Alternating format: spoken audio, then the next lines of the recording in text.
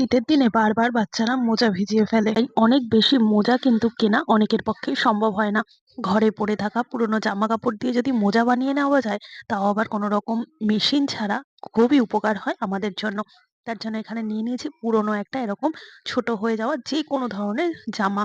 তো তোমাদের কাছে টি শার্ট হোক, শার্ট হোক, বাচ্চাদের ফ্রক হোক, যা হোক, প্রথমে উল্টো করে এভাবে পেতে নিয়ে বাচ্চাটাকে তারপর ওর উপরে দাঁড় করিয়ে দেবে পায়ের মাপ নেওয়ার জন্য। দুটো পাকে একসাথে এইভাবে মাপ নিয়ে তারপর একটা পেন দিয়ে ভালো করে মেজারমেন্ট করে দাগ দিয়ে নেবে। এরপর দাগ আর একটু ছেড়ে দিয়ে এইভাবে একটু বাড়তি রেখে কেটে নেবে দুটো পায়ের এই মাপটাকেই। এবার চারধার দিয়ে কোনো রকম ভাবে একটা সেলাই করে দেবে। কোনো রকম সেলাই মেশিন ছাড়া হাতেই রান সেলাই দিয়ে নেবে। খুব সুন্দর মতো কিন্তু টাইট করে সেলাইটা দিলেই খুব সহজেই হয়ে যাবে। তবে বন্ধুরা, একেবারে মাপ অনুযায়ী কিন্তু সেলাই করবে না, একটু বাড়তি রেখে। পর মোজাটাকে উল্টে দিচ্ছি, তারপর বাচ্চাকে পায়ে পরিয়ে দিলাম। দেখো বন্ধুরা, কত সহজে ঘরে বসেই কিন্তু আমরা মোজা বানিয়ে ফেলতে পারবো।